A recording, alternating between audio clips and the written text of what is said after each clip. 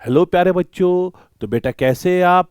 तो आज मैं आपके लिए लाया हूँ फास्ट ट्रैक रिवीजन सीरीज, जो बोर्ड एग्जाम के रिलेटेड हमारी सीरीज जो चल रही है उसका वीडियो नंबर 3, यूनिट नंबर 3, जिसमें हम डिस्कस करेंगे लॉज ऑफ मोशन और फ्रिक्शन।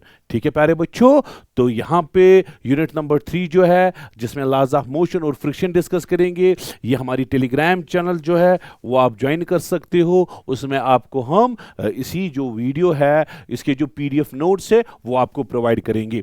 तो बेटा विदाउट वेस्टिंग टाइम मैं डायरेक्ट आऊँगा। टॉपिक नंबर 1 जो है वो इनर्शिया और उसके टाइप्स है।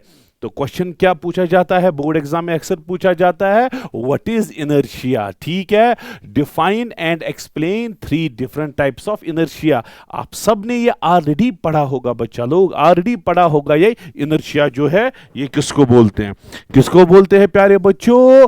देखो बेटा, अगर बॉडी होती है, ये होती है in the state of rest. Body होती है in the state of rest. ये इस बॉडी में एक प्रॉपर्टी होती है जिस प्रॉपर्टी की वजह से ये बॉडी जो है प्रेफर करती है to be in the state of rest. Body in the state of rest है, बॉडी की एक प्रॉपर्टी है। जो प्रॉपर्टी इनडायरेक्टली मैं समझाऊंगा, जो प्रॉपर्टी इसको बोलती है you are in the state of rest, you remain in the state of rest. ठीक है, ठीक इसी तरह से बेटा बॉडी होती है मोशन में। इस बॉडी में एक प्रॉपर्टी होगी, वो प्रॉपर्टी इस बॉडी को बोलेगी you are in the state of motion, you remain in the state of motion. ठीक है, यही जो प्रॉपर्टी होती है ये प्रॉपर्टी इनहेरेंट होती है बॉडी में। क्या होती है प्यारे बच्चों? Inherent property. इस प्रॉपर्टी की वजह से क्या होती है? इस प्रॉपर्टी की वजह से बॉडी जो होती है बच्चों, बॉडी अपोज करती है the change in the state of rest, the change in the state of rest or motion और डायरेक्शन। बॉडी जो है अपोज करेंगी change in the state of rest के। इसका मतलब क्या हुआ? अगर body in the state of rest है, ये in the state of rest ही रहेगी। अगर हम मोशन में लाएंगे ये इसको अपोज करेगी। ठीक है, body in the state of motion है, बॉडी चाहेगी to be in the state of motion. अगर हम इसको रोकना चाहेंगे ये नहीं रुकने वाली है, ये उस रुकने के चीज को अपोज करेगी। क्योंकि ये मोशन में है, it will prefer to be in the motion. यही प्रॉपर्टी जो बॉडी में है, उसी प्रॉपर्टी का नाम क्या है प्यारे बच्चों? इनर्शिया। ठीक है, तो इनर्शिया होता क्या है? ये एक इनहेरेंट प्रॉपर्टी है बॉडी में, जिसकी वजह से बॉडी जो है अपोज करती है in the change of rest और in the change of motion, या in the change of direction को अपोज करती है। अब डिफरेंट टाइप्स ऑफ इनर्शिया है। नंबर 1 है प्यारे बच्चों इनर्शिया ऑफ रेस्ट। क्या होता है इनर्शिया ऑफ रेस्ट? अभी तो मैंने समझाया, अ body in the state of rest, a body in the state of rest, a body in the state of rest, a body in the state of rest जो है तो ये चाहती है to be in the state of rest. Body in the state of rest tends to be in the state of rest, in the state of rest. किस property की वजह से? इनर्शिया ऑफ रेस्ट की वजह से। ये अपोज करेंगी change in the state of rest को, ये अपोज करेगी। अगर हम बॉडी को मोशन में लाना चाहेंगे तो ये बॉडी उस मोशन के चेंज को अपोज करेगी। ये बॉडी रेस्ट में है, ये बोलेगी I will stay in the rest. ठीक है, अब इसी तरह से दूसरी है बेटा इनर्शिया ऑफ मोशन। क्या है प्यारे बच्चों इनर्शिया ऑफ मोशन? खुद बोलो अब। अगर body in the state of motion, body in the state of motion, ठीक है प्यारे बच्चों, tends to be in the state of motion। क्यों? क्योंकि इसमें एक प्रॉपर्टी है, उस प्रॉपर्टी को हम बोलते हैं इनर्शिया ऑफ मोशन। इसी तरह से प्यारे बच्चों, इनर्शिया ऑफ डायरेक्शन एक प्रॉपर्टी है। बॉडी जो है एक स्ट्रेट लाइन में जा रही है, बॉडी जो है प्रेफर करेगी to be in that straight line. ठीक है, अगर हम इसकी डायरेक्शन चेंज करेंगे, ये उस चेंज करने को अपोज करेगी। सो बॉडी इन डायरेक्शन क्या है? A body in a straight line tends to be in that straight line। ठीक है, डायरेक्शन को ये अपोज करेगी, उसी का नाम inertia of direction. So there are 3 types of inertia: inertia of rest, inertia of motion और इनर्शिया ऑफ डायरेक्शन। चलो बच्चों, नेक्स्ट इसी पे इनर्शिया ऑफ रेस्ट हो, इनर्शिया ऑफ मोशन हो और इनर्शिया ऑफ डायरेक्शन, इस पे कुछ शॉर्ट टाइप क्वेश्चन बनते हैं। ठीक है, तो why we beat carpet with a stick to remove dust particles. अरे ये कारपेट है बच्चा लोग, कारपेट में होते हैं डस्ट पार्टिकल्स। ये डस्ट पार्टिकल रिमूव करने के लिए हम इसको स्टिक से मारते हैं। क्यों? देखो प्यारे बच्चों, क्यों? क्योंकि डस्ट पार्टिकल जो है, बिकॉज आप लिखोगे, बिकॉज डस्ट पार्टिकल जो है they are in the state of rest. ठीक है, ये in the state of rest है। They will tend to be in the state of rest। They will tend to be in the state of rest। क्यों? क्योंकि इनके पास क्या है? इनके पास इनर्शिया ऑफ रेस्ट है, क्योंकि इनके पास इनर्शिया ऑफ रेस्ट है।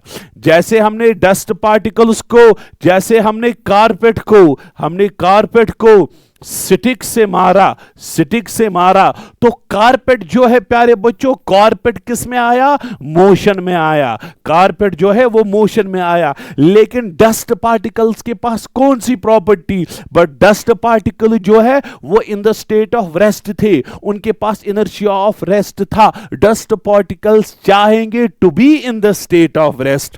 हाँ, डस्ट पार्टिकल जो है वो चाहेंगे to be in the state of rest. So because of inertia of rest they will fall down। ये डिटैच हुए कारपेट से, ये डिटैच हुए, कारपेट को मोशन आया, डस्ट पार्टिकल रेस्ट के स्टेट में नीचे गिर जाएंगे। ठीक है बच्चों, तो ये शॉर्ट टाइप क्वेश्चन पूछा जा सकता है। तो अच्छा, यहां पे why a passenger falls forward while a bus moving बस सडनली स्टॉप्स। जब बस चल रही थी, मूविंग बस चल रही थी, उस मूविंग बस ने क्या किया बच्चा लोग? उस मूविंग बस ने अचानक जो है स्टॉप किया। बस चल रही थी, बस आगे बढ़ रही थी। ठीक है, इसमें पैसेंजर जो था वो भी तो इसी के साथ आगे बढ़ रहा था, लेकिन जैसे ही इसने अप्लाई की, क्या? ब्रेक अप्लाई की। ठीक है, ब्रेक अप्लाई की, इसको BRAK आएगा। इसने ब्रेक अप्लाई की, किसने? बस ने। पैसेंजर जो है आगे गिरता है। क्यों? आप लिखोगे बस जो है वो in the state of motion है। अगर बस इन द स्टेट ऑफ मोशन, बस के साथ जो पैसेंजर है, पैसेंजर भी इन द स्टेट ऑफ मोशन है। ठीक है, अच्छा, इसके पास कौन सा इनर्शिया है? पैसेंजर के पास कौन सा इनर्शिया है? पैसेंजर के पास इनर्शिया ऑफ मोशन होगा। क्या होगा प्यारे बच्चों? इनर्शिया ऑफ मोशन होगा। वेरी गुड, इतना क्लियर है। Because of inertia of motion, अब ये जो पैसेंजर है वो चाहेगा to be in the state of motion, to be in the state of motion। ये चाहता है कौन? पैसेंजर। जैसे ही बस ने अप्लाई की, क्या? जब बस ने अप्लाई की ब्रेक अप्लाई करने की वजह से बस जो है प्यारे बच्चों वो स्टॉप हुई, बस स्टॉप हुई। पैसेंजर का लोअर वाला पोर्शन है, पैसेंजर पैसेंजर का कौन सा वाला पोर्शन, लोअर वाला पोर्शन, पैसेंजर का लोअर वाला पोर्शन वो किस में आया प्यारे बच्चों, वो रेस्ट पे आया। पैसेंजर का लोअर वाला पोर्शन रेस्ट में आया, लेकिन इसी पैसेंजर का, यहां पे मैं दिखाऊंगा, इसी पैसेंजर का अपर वाला पोर्शन, बॉडी का जो अपर पार्ट है वो किस में है, मोशन में है, वो मोशन में है। उसके पास क्या टेंडेंसी है, to be in the state of motion, क्योंकि उसके पास इनर्शिया ऑफ मोशन है, क्योंकि लोअर पार्ट रेस्ट में आया, ऊपर पार्ट के पास इनर्शिया ऑफ मोशन है। उसी इनर्शिया ऑफ मोशन की वजह से इट विल फॉल, कहां से, फॉरवर्ड डायरेक्शन में। तो आप लिखोगे it will fall in forward direction because of upper part which is having inertia of motion. Lower part rest पे आया, लेकिन अपर पार्ट के पास मोशन ही है। बहुत आसान है, ये सारी चीजें आपने सुनी होगी। तो अब बोर्ड एग्जाम में थोड़ी शॉर्ट टाइप क्वेश्चन थोड़ी ट्विस्टेड आते हैं, इसलिए मैंने इस पैटर्न पे लाए। चलो बेटा, why a passenger falls backward when a bus, why a passenger falls backward when a bus suddenly starts moving from rest position। इसका रिवर्स केस। अब प्यारे बच्चों ये बस है, क्या है प्यारे बच्चों, ये बस है, ये बस है। बस में पैसेंजर था, बस रुकी हुई थी। बस जब रुकी हुई थी, पैसेंजर जो है प्यारे बच्चों, पैसेंजर जो है, पैसेंजर भी किस स्टेट में था, रेस्ट में। इसमें कौन सा इनर्शिया था प्यारे बच्चों, इसमें इनर्शिया ऑफ रेस्ट था। किस में था इनर्शिया ऑफ रेस्ट, इस पैसेंजर में। ठीक है, अब because of inertia of rest it will tend to be in the state of rest, tend to be in the state of rest। ठीक है बच्चा लोग, अब क्या हुआ, जब बस आगे बढ़ेगी, बस आगे बढ़ी, बस आगे चली। अच्छा, पैसेंजर का जो लोअर वाला पार्ट है, लोअर वाली पार्ट को क्या आया, मोशन आया, क्योंकि बस आगे बढ़ी, लोअर वाला पार्ट इसको फ्लोर के साथ था, आगे बढ़ गया, लोअर वाले पार्ट को मोशन आया। लेकिन अपर वाला पार्ट जो है, अपर वाला पार्ट जो है, इसमें स्टिल इनर्शिया है। कौन सा है, inertia of rest. Because of inertia of rest upper वाला पार्ट बोलता है मैं अपनी ही जगह पे रहूं, नीचे वाला पार्ट आगे बढ़ गया। अपर वाला पार्ट बोलता है मैं अपनी जगह पे रहूं, नीचे वाला पार्ट आगे बढ़ गया, अपर वाला पार्ट फॉल डाउन ऑटोमेटिकली होगा। सो पैसेंजर जो है प्यारे बच्चों, पैसेंजर जो है ये फॉल डाउन होगा, किस डायरेक्शन में, बैकवर्ड डायरेक्शन में। ठीक है बच्चा लोग, तो ये इसका रीजन था, आप अपनी वर्ड्स में लिख सकते हो अगर बोर्ड एग्जाम में आया। चलो प्यारे बच्चों, a man jumping out of a moving bus falls with his head in the forward direction. अब बेटा इतना तो आना चाहिए आपको, इतना तो आना चाहिए। ये बेटा एक मूविंग बस है, एक मूविंग बस है, यहां पे एक इंसान था, इस इंसान ने जंप मारी, लेकिन जैसे ये जंप मारता है ये आगे की डायरेक्शन में इस तरह से थोड़ा होता है, थोड़ा गिरा हुआ होता है आगे की डायरेक्शन में। आप मुझे बोलिए रीजन क्या है प्यारे बच्चों।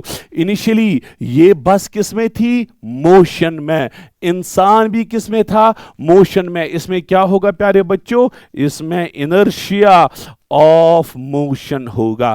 क्या होगा, इनर्शिया ऑफ मोशन होगा। इनर्शिया ऑफ मोशन की वजह से ये इंसान जो है it will tend to be in the state of motion. ठीक है, इनर्शिया ऑफ मोशन है इसके पास। अब जैसे ही इसने जंप मारी, नीचे गिर गया। अच्छा, इसके पैर जमीन पे लग गए, जैसे पैर जमीन पे लग गए वो नीचे वाला पार्ट किस में आया प्यारे बच्चों, नीचे वाला पार्ट किस में आया, नीचे वाला पार्ट जो है वो रेस्ट में आया, नीचे वाला पार्ट रेस्ट में आया। लेकिन बॉडी का ऊपर वाला पार्ट किस में था, ये मोशन में था। It tends to be in the state of motion. Upper वाला पार्ट जो है, अपर वाला पार्ट बॉडी का, upper part of body motion में था और चाहता भी है मैं मोशन में रहूं। सो इनर्शिया ऑफ मोशन की वजह से ये फॉल डाउन होगा फॉरवर्ड डायरेक्शन में। इनर्शिया ऑफ मोशन की वजह से ये फॉल डाउन होगा फॉरवर्ड डायरेक्शन में। चलो प्यारे बच्चों, why does a mango fall down when a branch of tree is shaken. इतना तो आप पता होना चाहिए। ये बेटा ब्रांच ऑफ ट्री मैंने बनाया, ये ट्री है प्यारे बच्चों, ट्री में एक इस तरह से मैंगो था। ये मैंगो जब हमने ट्री को शेक किया तो मैंगो नीचे गिरता है, क्यों? प्यारे बच्चों आप मुझे बोलिए, मैंगो जो था किस स्टेट में था? रेस्ट में। तो ये चाहेगा to be in the state of rest, ये चाहेगा to be in the state of rest. ठीक है, क्योंकि इसके पास इनर्शिया ऑफ रेस्ट है, because of inertia of rest. ठीक है प्यारे बच्चों, जैसे ही हमने ट्री को क्या किया? शेक किया। जैसे ही हमने ट्री को इस तरह से शेक किया, ट्री किस में आया बेटा? मोशन में आया। लेकिन मैंगो के पास कौन सा इनर्शिया है? Inertia of rest. जैसे इसको शेक होगा, मैंगो बोलेगा मैं स्टेट ऑफ रेस्ट में था, मैं स्टेट ऑफ रेस्ट में ही रहूं। तो ये इसको मोशन आई, ये रेस्ट पे है, तो ये इसके साथ क्या होगा? डिटैच होगा। क्यों होगा डिटैच? क्योंकि इसके पास इनर्शिया ऑफ रेस्ट है और ट्री के पास मोशन है। इस वजह से ये मैंगो जो है डिटैच होगा, डिटैच होने की वजह से ये फॉल डाउन नीचे होगा। ठीक है, तो इतना भी अब पता होना चाहिए बच्चा लोग। यहां पे हमने पेपर का एक पीस रखा, इस पेपर के पीस के ऊपर इस तरह से एक बुक है। क्या है बच्चा लोग? बुक है। इस पेपर को हमने अचानक से जर्क दी, अचानक जर्क दी, बुक जो है अपनी जगह पे रहती है। रीजन बोलो। बुक के पास, बुक क्या थी? बुक थी इन द स्टेट ऑफ रेस्ट। इसके पास कौन सा इनर्शिया होगा? इसके पास इनर्शिया ऑफ रेस्ट होगा। सो बुक चाहेगी to be in the state of rest. Book चाहेगी to be in the state of rest. जैसे ही हमने पेपर को सडनली, अचानक से सडनली जर्क दी, पीछे डायरेक्शन में हमने निकाला, because of inertia of rest, ये अपनी, मैं लिखूंगा, अपनी ही जगह रहेगी बुक। क्यों? क्यों? किस वजह से? Because of inertia of rest of book. ठीक है, तो ये बेटा रीजन थे। आपने देखा इनर्शिया पे कितने शॉर्ट टाइप क्वेश्चंस बन सकते हैं जो आपको बोर्ड एग्जाम में पूछे जा सकते हैं। अब आते हैं प्यारे बच्चों न्यूटन्स लॉज पे, जिसमें न्यूटन्स फर्स्ट लॉ आएगा, सेकंड लॉ आएगा और थर्ड लॉ आएगा। चलो प्यारे बच्चों, what is force? What are absolute and gravitational units of force? In CGS and SI, how these units are units की बात करनी है। तो आपको पता है प्यारे बच्चों, देखो, a body in the state of rest अगर है, वो चाहती है to be in that state. ठीक है, अगर बॉडी रेस्ट में है, बॉडी चाहेगी रेस्ट में ही रहना। अब हम चाहते हैं नहीं, बॉडी को मोशन आए, बॉडी को मोशन आए। मोशन में लाने के लिए हमें इस पे एक फोर्स, हमें पुश या अप्लाई करना पड़ेगा या पुल अप्लाई करना पड़ेगा।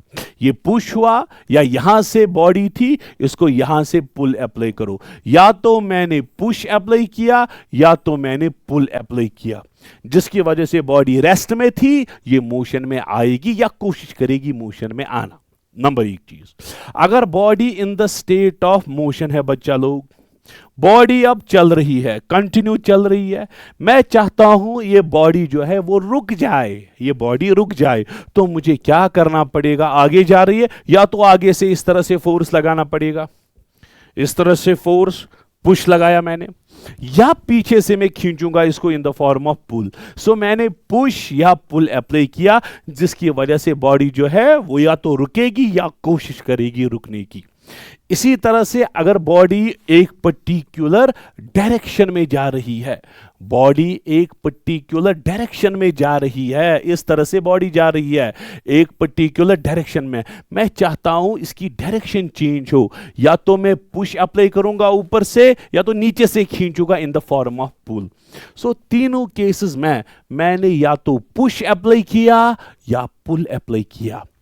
इस पुश और पुल ने क्या किया, बॉडी रेस्ट में थी, मोशन में लाई, बॉडी मोशन में थी, उसको रोका, बॉडी की डायरेक्शन को चेंज किया। इसी पुश और पुल का नाम क्या है, फोर्स। तो फोर्स क्या है प्यारे बच्चों, फोर्स ये एक्सटर्नल एजेंसी है इन द फॉर्म ऑफ, इसी पुश और पुल का नाम हम फोर्स बोलते, in the form of push और पुल। ठीक है, विच चेंज और टेंड्स टू चेंज, या कोशिश करता है, और टेंड्स टू चेंज। क्या क्या चेंज कर सकता है, number 1 state of rest, number 2 प्यारे बच्चों या तो मोशन की स्टेट चेंज कर सकता है, स्टेट ऑफ मोशन। नंबर 3 बच्चा लोग या तो डायरेक्शन चेंज करेगा।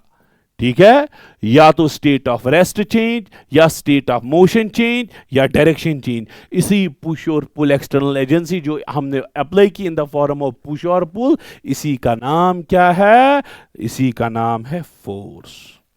सो फोर्स क्या है, एक्सटर्नल एजेंसी है in the form of push और पुल, जो करती है चेंज या कोशिश करती है change, state of rest, state of motion या डायरेक्शन को चेंज करना। ठीक है, तो ये फोर्स की definition. What are absolute and gravitational units of force, हालांकि ये आगे डिस्कस करना चाहिए था, चलो मैं यहीं पे डिस्कस करूंगा। फोर्स की फॉर्मूला सबको पता है प्यारे बच्चों, मास इनटू एक्सेलरेशन, ये सबको पता है, 9th क्लास से आप पढ़ते आ रहे हो। सो नंबर 1 हम डिस्कस करेंगे absolute units of force, absolute units of force. ठीक है, एब्सोल्यूट यूनिट्स पहले हम डिस्कस करेंगे एसआई सिस्टम में। एसआई सिस्टम में क्या है फोर्स, आपको प्यारे बच्चों पता है, प्यारे बच्चों पता है, अगर इफ मास होगा 1 kg के बराबर, एक्सेलरेशन होगा 1 मीटर पर सेकंड स्क्वायर के बराबर, तो फोर्स का यूनिट जो है उसको हम न्यूटन बोलते हैं, उसी यूनिट को हम बोलते हैं absolute unit in SI system. Force कितना होगा प्यारे बच्चों, फोर्स होगा मास के बदले 1 और एक्सेलरेशन के बदले 1, आपको आएगा 1 kg मीटर पर सेकंड स्क्वायर, यही फोर्स आपका हम बोलेंगे 1 न्यूटन के बराबर, इसी को हम बोलते हैं एसआई में absolute unit. So force is said to be 1 newton, कब, force is said to be 1 newton when a force of, जरा क्या, when a force of, force is said, sorry force नहीं, when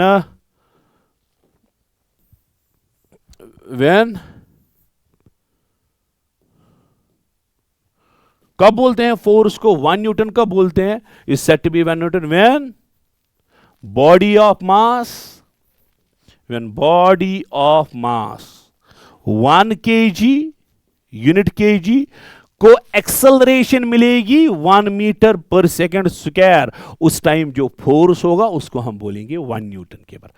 यूनिट मास 1 kg, उसको acceleration मिलेगी 1 metre पर second square, उस time जो force होगा उसको बोलेंगे 1 न्यूटन। और ये कौन सा यूनिट है प्यारे बच्चों, ये एब्सोल्यूट यूनिट है। और CGS में भी एब्सोल्यूट यूनिट जो है उसको डाइन बोलते हैं बच्चा लोग। मास अब होगा 1 ग्राम के बराबर, किसके बराबर, 1 ग्राम के बराबर। एक्सेलरेशन होगी 1 सेंटीमीटर पर सेकंड स्क्वायर। जरा फोर्स कितना आएगा, मास के बदले 1, एक्सेलरेशन के बदले 1, आपको आएगा 1 ग्राम सेंटीमीटर पर सेकंड स्क्वायर। इसी को हम बोलते हैं फोर्स इक्वल टू 1 डाइन। हाँ, ये ग्राम सेंटीमीटर पर सेकंड स्क्वायर जो है इसी को हम बोलते हैं डाइन। ठीक है, सो फोर्स कब होगा प्यारे बच्चों 1 डाइन, आप लिखोगे जब मास होगा कितना 1 ग्राम, मास होगा 1 ग्राम और उसको एक्सेलरेशन मिलेगी 1 सेंटीमीटर पर सेकंड स्क्वायर। अब इन दो की आपस में कुछ रिलेशन है, बिल्कुल है रिलेशन। फोर्स कितना था आपके पास 1 न्यूटन और सीजीएस में फोर्स कितना था प्यारे बच्चों 1 डाइन था। अच्छा फोर्स था 1, जरा डाइन किसके बराबर था ग्राम सेंटीमीटर पर सेकंड स्क्वायर। जरा फोर्स कितना आया बच्चा लोग 1 ग्राम हो गया, कितना हो गया ग्राम, अरे ग्राम कितना हो गया, ग्राम हो गया केजी डिवाइडेड बाई 1000 है ना। अच्छा सेंटीमीटर कितना हो गया प्यारे बच्चों मीटर बाई 100 और नीचे आएगा सेकंड स्क्वायर। ये आया प्यारे बच्चों, ये जो है केजी मीटर पर सेकंड स्क्वायर, ये जो आपने निकाल, देखो बेटा फोर्स क्या आपको आएगा, ये हुआ 10 पावर 3, ये हुआ 10 पावर 2, सो 1/10 पावर 5। ऊपर आया केजी मीटर पर सेकंड स्क्वायर, ठीक है। ये फोर्स था कितना था 1 डाइन, तो आपको आया देखो फोर्स कितना था प्यारे बच्चों, आपने फोर्स कितना लिया था 1, सो आप बोलेंगे 1 डाइन इक्वल टू 1/10 पावर 5। अरे केजी मीटर पर सेकंड को जानते हो क्या, केजी मीटर पर सेकंड स्क्वायर न्यूटन है ना, इसी को तो न्यूटन बोलते हैं, इसको हम न्यूटन लिखेंगे। तो ये है इनकी रिलेशन। सो रिलेशन क्या आई बच्चा लोग, 1 डाइन जो है वो 10 पावर -5 टाइम्स न्यूटन है, या 1 न्यूटन है वो कितना है 10 पावर 5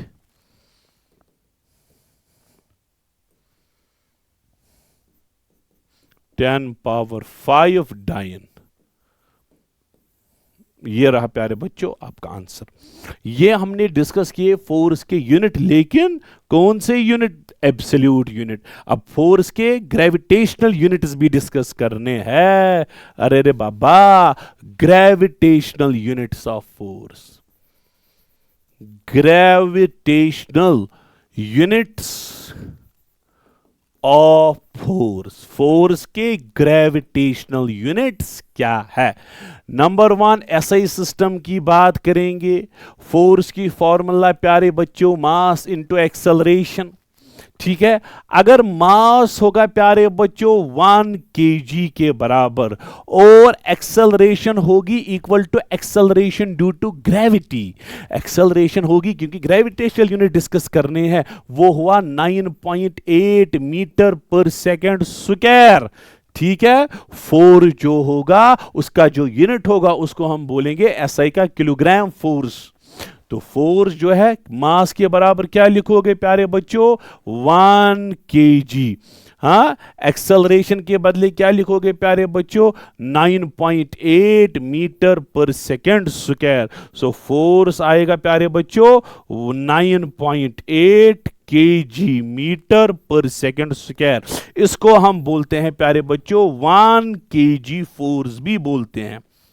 ये इसका यूनिट है 9.8 केजी मीटर पर सेकंड स्क्वायर को।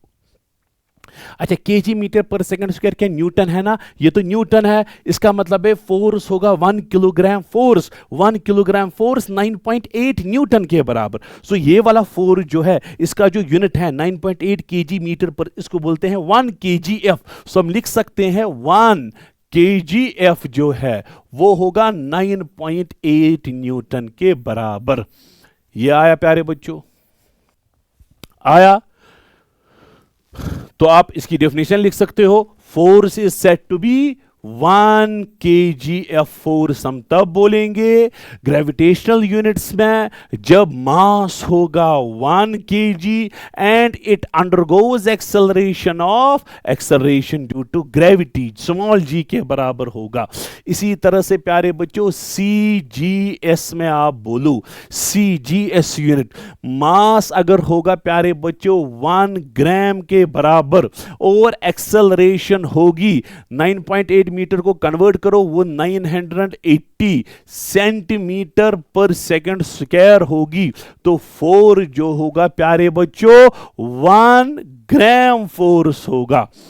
तो 1 ग्राम फोर्स किसके बराबर आप डिस्कस करोगे? मास इंटू एक्सेलरेशन। मास का वैल्यू 1 ग्राम, एक्सेलरेशन का value 980 centimetre per second square. तो फोर्स आपको आएगा प्यारे बच्चों 980 gram centimetre per second square. ठीक है, क्या इसको जानते हो प्यारे बच्चों? अरे gram centimetre per second square, ये डाइन है ना, यही तो डाइन है। तो आप बोलोगे फोर्स होगा 1 ग्राम फोर्स, वो होता है 980 डाइन के बराबर। तो ये थोड़ा ट्विस्टेड था। सो फोर्स कब होगा 1 ग्राम फोर्स के बराबर? जब मास होगा 1 ग्राम और उसको एक्सेलरेशन मिलेगी equal to acceleration due to gravity, जो 9.8 मीटर पर सेकंड स्क्वायर, जो 980 सेंटीमीटर पर सेकंड स्क्वायर। ठीक है प्यारे बच्चों, अगर आप देखोगे प्यारे बच्चों, अच्छा ये जो एब्सोल्यूट यूनिट है, एब्सोल्यूट यूनिट, ये लॉन्ग टाइप क्वेश्चन पूछा जा सकता है, और ग्रेविटेशनल यूनिट्स में क्या कोई रिलेशन है? आप बोलोगे सर बिल्कुल। ग्रेविटेशनल यूनिट जो है, आप देखो ग्रेविटेशनल यूनिट जो है 1 किलोग्राम फोर्स, ये 9.8 टाइम्स न्यूटन है। न्यूटन है ना एब्सोल्यूट यूनिट, किलोग्राम फोर्स है ग्रेविटेशनल यूनिट, न्यूटन है कौन सा यूनिट? एब्सोल्यूट, न्यूटन है एब्सोल्यूट यूनिट। इसका मतलब क्या हुआ? ये जो है ग्रेविटेशनल यूनिट जो है, ये रिलेशन है ग्रेविटेशनल यूनिट जो है बच्चा लोग, ये होगा 9.8 टाइम्स एब्सोल्यूट यूनिट। एसआई में 9.8 means acceleration due to gravity times, और अगर सेंटीमीटर में होना है तो 9.8 इंटू 2 980 आएगा। एसआई में ये है, सीजीएस में तो थोड़ा बहुत ट्विस्टेड था, तो इसमें ज्यादा डिस्कशन भी नहीं होता है क्लास में, तो यहां पे मौका आया डिस्कशन करने का। Explain Newton's first law of motion. Why do we call this as the law of inertia? क्यों हम इसको बोलते हैं प्यारे बच्चों लॉ ऑफ इनर्शिया? क्या है Newton's first law of motion? क्या है Newton's first law of motion? क्या है बच्चा लोग Newton's first law of motion है क्या? Newton's first law of motion ये है कि अगर बॉडी रेस्ट में है तो वो रेस्ट में ही रहेगी। तो वही तो इनर्शिया ही इनडायरेक्टली इसने डिफाइन किया। अगर बॉडी प्यारे बच्चों रेस्ट में है तो बॉडी जो है it will remain in the state of rest, remain at rest. कब तक रेस्ट में रहेगी? अभी तो पढ़ा, जब तक कि हम इस पे फोर्स अप्लाई ना करें, unless and until, unless acted upon by external force, unless acted upon by external force, जब तक कि हम इस पे एक्सटर्नल फोर्स अप्लाई ना करें। इसी तरह से बेटा अ बॉडी इन मोशन, अगर बॉडी मोशन में है, ये मोशन में ही रहेगी। कब तक मोशन में रहेगी? जब तक कि हम इस पे फोर्स ना लगाएंगे। Remains in motion, remains in motion, हाँ, unless acted upon by external force, है ना। सो एक्सटर्नल फोर्स ही चेंज कर सकता है state of rest, state of motion या state of direction. A body in the state of rest remains in the state of rest, a body in the state of motion will remain in the state of motion. कब तक? जब तक कि हम force apply ना करें। So indirectly, तो ये है स्टेटमेंट फर्स्ट लॉ की। इस लॉ को हम क्यों बोलते हैं लॉ ऑफ इनर्शिया? क्योंकि इनडायरेक्टली दिस लॉ डिफाइन्स, ये लॉ तो डिफाइन करता है इनडायरेक्टली इनर्शिया ही। इसने इनर्शिया ऑफ रेस्ट की बात की, body at rest remains at rest, वही तो इनर्शिया ऑफ रेस्ट है। अ body in motion remains in motion, वही तो इनर्शिया ऑफ मोशन है। अ body in a direction remains in a direction, इसने इनडायरेक्टली डिफाइन किया क्या? इनर्शिया। इसलिए हम इसको बोलते हैं लॉ ऑफ इनर्शिया भी। तो आप शॉर्ट टाइप क्वेश्चन में लिख सकते हो, this law first law indirectly defines inertia, that is why this law is also called as law of inertia, इसीलिए इसको बोला जाता है। ठीक है बेटा, चलो आगे, state Newton second law of motion, how does it help to measure force, show that Newton second law is the real law of motion. चलो प्यारे बच्चों, सेकंड लॉ की स्टेटमेंट सबको पता है। क्या है प्यारे बच्चों statement? External force acted on a body, external force जो है प्यारे बच्चों ये डायरेक्टली प्रोपोर्शनल है ना, सबने पढ़ा होगा। डायरेक्टली प्रोपोर्शनल टू, किसके प्रोपोर्शनल है बच्चा लोग? Is directly proportional to, rate of change of linear momentum, rate of change of linear momentum पे ये डायरेक्टली प्रोपोर्शनल है। और ठीक है, एक्सटर्नल फोर्स जो है और ये जो चेंज ऑफ मोमेंटम है, चेंज ऑफ मोमेंटम जो है, it takes place in the direction of, it takes place in the direction of applied force, takes place in the direction of applied force. Momentum उसी direction में change होगा जिस direction में आपने force लगाया, उसी डायरेक्शन में चेंज होगा। सो आप लिख सकते हो इसको, आप लिख सकते हो इसको, क्या लिखोगे प्यारे बच्चों? फोर्स जो है वो डायरेक्टली प्रोपोर्शनल है D P divided by D T. ठीक है, यह है न्यूटन सेकंड लॉ की मैथमेटिकल फॉर्म। पहले आप स्टेटमेंट अच्छे से लिखोगे, external force applied on a body is directly proportional to rate of change of momentum, and rate of change of momentum उसी डायरेक्शन में चेंज होगा जिस डायरेक्शन में आपने फोर्स अप्लाई किया है। तो अगर प्रोपोर्शनलिटी साइन उठाएंगे वहां से कांस्टेंट आएगा, फोर्स आपको आएगा k into D P divided by D T. अगर वेक्टर साइन भी दिखाओगे अच्छी बात है। कांस्टेंट का वैल्यू 1 के बराबर, जरा फोर्स किसके बराबर आएगा बच्चों? d by D T of p, यही आया। अच्छा ये आया। अब p किसके बराबर है? Linear momentum mass into velocity के बराबर। ये यहां पे सबस्टिट्यूट करेंगे बच्चों, तो फोर्स आपको आएगा d by D T of p किसके बराबर? मास इंटू वेलोसिटी के बराबर। ठीक है, अगर यहां पे इफ मास इज कांस्टेंट, ठीक है, ये कंडीशन है। ये जो force equal to mass into acceleration आप याद रखते हो, ये कंडीशनल है। जब मास कांस्टेंट होगा तो फोर्स आपको आएगा प्यारे बच्चों, m बाहर आएगा d by D T of v। अरे rate of change of velocity acceleration कहलाता है force is equal to mass into acceleration. तो ये रहा प्यारे बच्चों expression for force.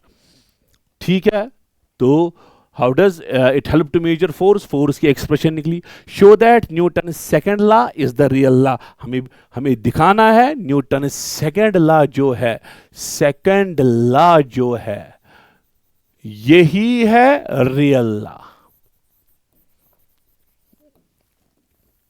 Newton second law को इसलिए बोलते हैं real law because first law and third law, जो तीसरा लॉ भी है, बोथ आर कंटेन्ड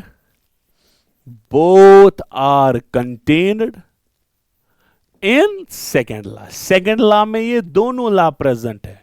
न्यूटन का फर्स्ट लॉ भी सेकेंड में प्रेजेंट है, न्यूटन का थर्ड लॉ भी सेकेंड में प्रेजेंट है। इसीलिए सेकेंड को ही हम बोलते हैं रियल लॉ ऑफ मोशन। इतना ठीक है। अब दिखाना है हमें कैसे, चलो हम दिखाएंगे पहले first law from second law. चलो फर्स्ट लॉ को हम सेकेंड लॉ से कैसे निकालेंगे? सेकेंड लॉ से आप मुझे बोलो, सेकेंड लॉ से what is expression for force? Force आपको आएगा प्यारे बच्चों मास इंटू एक्सेलरेशन के बराबर, है ना। तो एक्सेलरेशन किसके बराबर आएगा बच्चा लोग? Force divided by mass. ये आई एक्सेलरेशन, बिल्कुल आप लोग सर बिल्कुल, ये है एक्सेलरेशन। अब इसी एक्सप्रेशन पे आप नजर रखो, अगर if no force acts on a body, if no force acts on a body, body पे कोई फोर्स नहीं है, उसका मतलब क्या हुआ प्यारे बच्चों? बॉडी पे फोर्स जो है जीरो। जरा फर्स्ट लॉ क्या बोलता है? फर्स्ट लॉ बोलता है अगर body in the state of rest है it will remain in the state of rest, अगर body in the state of motion है it will remain in the state of motion. यही तो है कौन सा लॉ, फर्स्ट लॉ।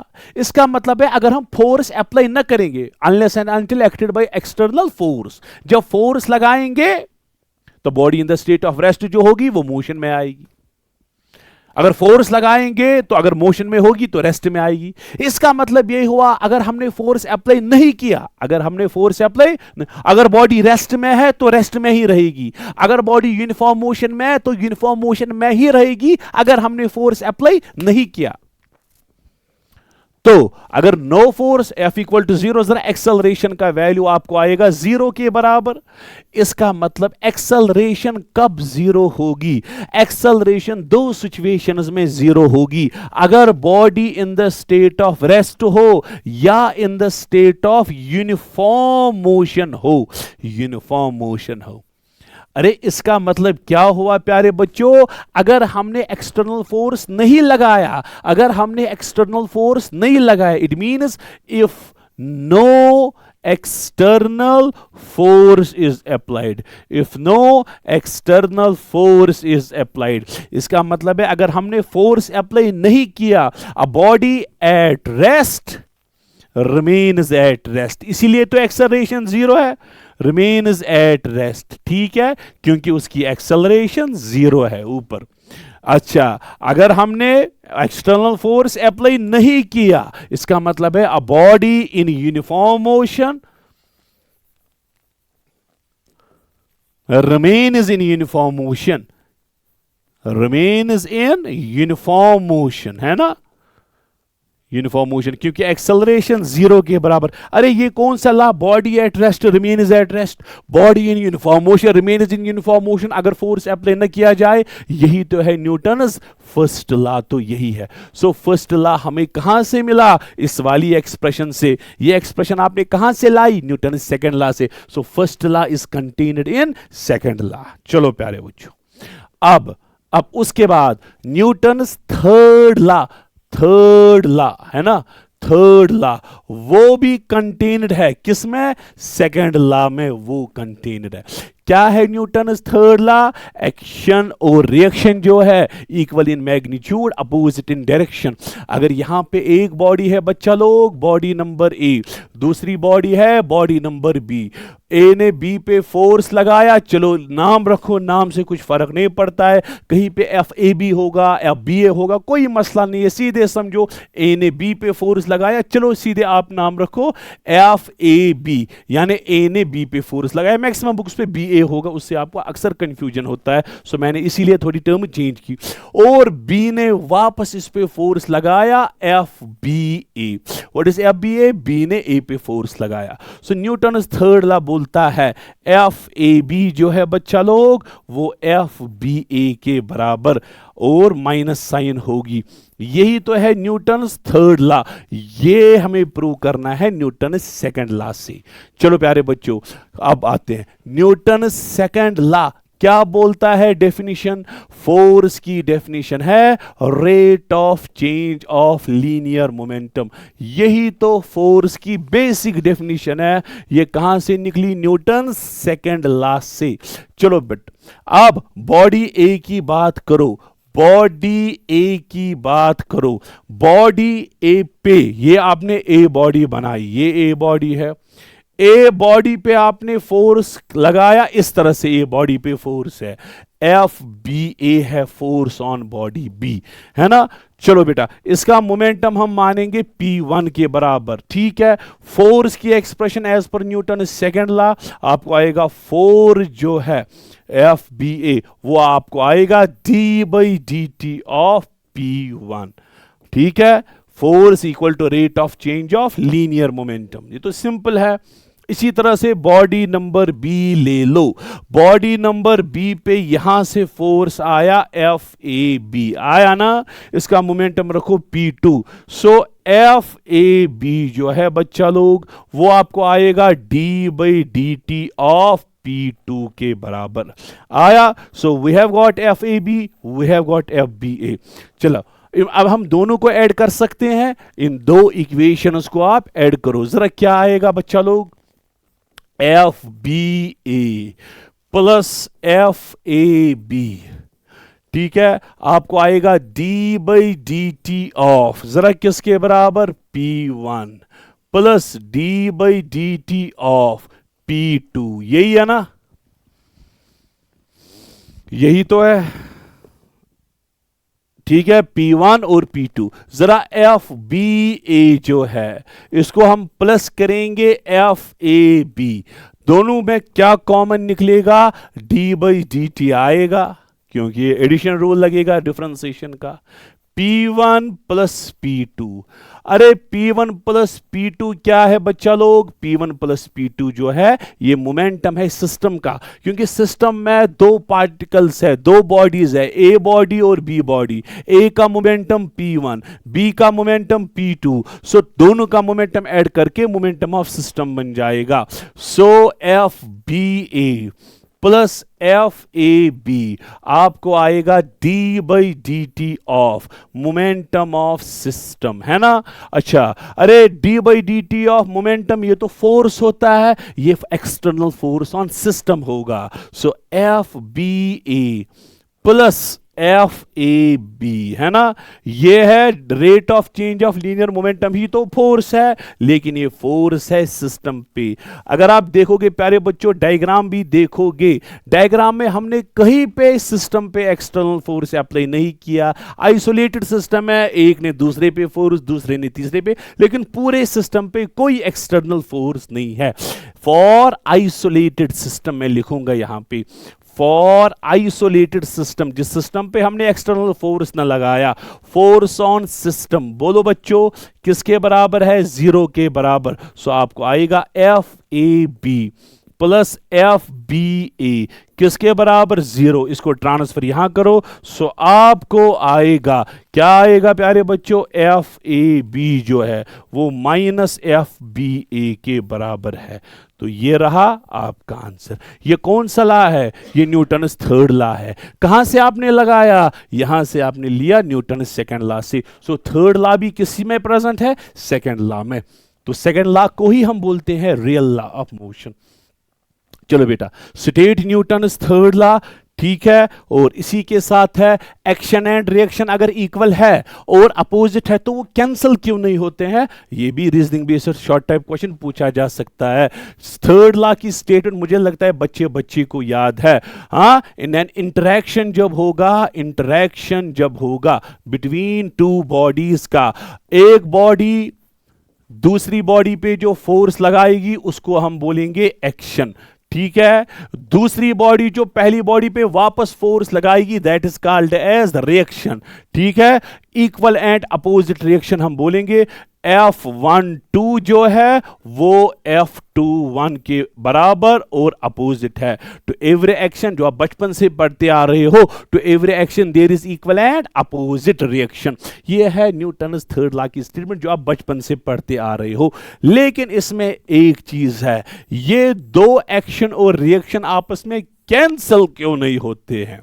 अरे 1 ने 2 पे फोर्स लगाया, 2 ने 1 पे फोर्स लगाया, अरे एक्शन तो एक बॉडी पे है, रिएक्शन दूसरी बॉडी पे है। इसका मतलब ये हुआ एक्शन और रिएक्शन साइमल्टेनियसली एक ही बॉडी पे नहीं होते। कैंसल कब होता, अगर एक ही बॉडी होती, एक साइड से फोर्स दूसरे साइड से force, equal in magnitude opposite in direction, आपस में कैंसल होते, नेट फोर्स 0 निकलता। लेकिन ऐसा तो यहां पे होगा नहीं, क्योंकि एक्शन एक बॉडी पे, रिएक्शन दूसरी बॉडी पे। सो आप बोलोगे action and reaction, action and reaction act on different bodies, act on different bodies, so they cannot cancel each other. Cancel कब होता है बच्चा लोग, कैंसल तब होगा अगर ये एक ही बॉडी पे होगा। So they can not cancel each other. चलो बेटा, यहाँ पे एक एक मार्कस का एक एक लाइन का। How Newton third law of motion helps in walking. Newton third law की वजह से कैसे हेल्प मिलती है वॉकिंग में। जब इंसान चलता है वो ग्राउंड को बेटा पुश करता है, पैरों से आप ग्राउंड को पुश करते हो। किस डायरेक्शन में? बैकवर्ड डायरेक्शन में। किस डायरेक्शन में? बैकवर्ड डायरेक्शन में। आप मानो ये एक्शन है। और ग्राउंड जो है प्यारे बच्चों वो पर्सन पे रिएक्शन देगा। क्या देगा? रिएक्शन। लेकिन किस डायरेक्शन में? फॉरवर्ड डायरेक्शन में। इसी फॉरवर्ड डायरेक्शन की रिएक्शन की वजह से पर्सन जो है वो चलता है। ठीक है, रिएक्शन मिली पर्सन को इन फॉरवर्ड डायरेक्शन। एक मार्क का शॉर्ट टाइप क्वेश्चन पूछा जा सकता है। When a man jumps out of board the boat is pushed away. Why? जब मैन जंप करता है बोर्ड से तो वो बोर्ड क्यों पीछे की डायरेक्शन में? आपको पता है बेटा। ठीक है, When a man jumps out of board, जब मैन बोर्ड से जंप करता है, ठीक है, तो बोर्ड जो है प्यारे बच्चों उस पे एक्शन मिलती है बैकवर्ड डायरेक्शन में। ठीक है, तो ये पीछे चला जाता है। और बोर्ड जो है वो इंसान पे रिएक्शन देता है किस डायरेक्शन में? फॉरवर्ड डायरेक्शन में, जिसकी वजह से इंसान जो है वो आगे चलता है बोर्ड से उतरने के टाइम। सो एक्शन मिली बोर्ड पे बैकवर्ड डायरेक्शन में, रिएक्शन मिली इंसान पे फॉरवर्ड डायरेक्शन में। चलो बेटा, नेक्स्ट टॉपिक है इंपल्स और मोमेंटम। चलो बेटा, आपको ये टर्म डिफाइन करनी है इंपल्स, और आपको दिखाना है कि impulse equal to change in momentum. Impulse आपको पता है, इंपल्स क्या है प्यारे बच्चों? जो मेजर करता है। क्या मेजर करता है? लार्ज फोर्स, जो large force acting for small time interval. Large force acting for small time interval, इसको हम मेजर ऑफ इंपल्स बोलते हैं। जैसे आपने हैमर उठाया, हैमर से आपने अचानक से इस पे जो नेल है, नेल के ऊपर मारा, फोर्स तो बहुत ज्यादा है लेकिन टाइम ऑफ इंपैक्ट जो है वो कम है, उसके मेजर को हम बोलेंगे इंपल्स। और इंपल्स जो है बेटा मैथमेटिकली, इंपल्स जो है वो किसके बराबर है? Product of average force acting and time interval, जिस टाइम इंटरवल में ये फोर्स एक्ट हुआ। ठीक है, अब प्यारे बच्चों अगर आपने एवरेज इंपल्स की बात करेंगे, फोर्स है एफ जो एक बॉडी पे एक्ट होता है एवरेज फोर्स, और उसका जो टाइम इंटरवल है डेल्टा टी। अगर आपको प्यारे बच्चों इंपल्स निकालना है, जैसे रिप्रेजेंट किया जाएगा वो होगा प्यारे बच्चों फोर्स इनटू डेल्टा टी के बराबर। यह है प्यारे बच्चों इंपल्स की फॉर्मूला। ठीक है, अब अगर फोर्स जो है ये एवरेज फोर्स है, जो कि मैंने कांस्टेंट फोर्स माना क्योंकि एवरेज फोर्स है। अब अगर फोर्स क्या हुआ प्यारे बच्चों? वेरिएबल फोर्स अगर हुआ तो इंपल्स जो है वो भी चेंजिंग होगा। तो हम स्मॉल इंपल्स जो है डीजे लिखेंगे क्योंकि फोर्स वेरिंग है। क्या है? फोर्स हम लिखेंगे F varying force into dt। और ये हमें टोटल इंपल्स नहीं मिला क्योंकि फोर्स चेंज हो रहा है, जिसकी वजह से इंपल्स चेंज हुआ, हमें स्मॉल इंपल्स मिला। और टोटल इंपल्स निकालने के लिए इंटीग्रेट करेंगे, integration of F into dt। ठीक है, सो इंपल्स की मुझे दो फॉर्मूलाज मिली। अगर एवरेज फोर्स होगा, कांस्टेंट फोर्स होगा ये, अगर वेरिंग होगा तो ये। इतना क्लियर हुआ बच्चा लोग? तो ये था इंपल्स। तो हमें डिराइव करनी है इंपल्स मोमेंटम थ्योरम। कौन सी थ्योरम डिराइव करनी है प्यारे बच्चों? इंपल्स। तो इंपल्स मोमेंटम थ्योरम जो है, impulse momentum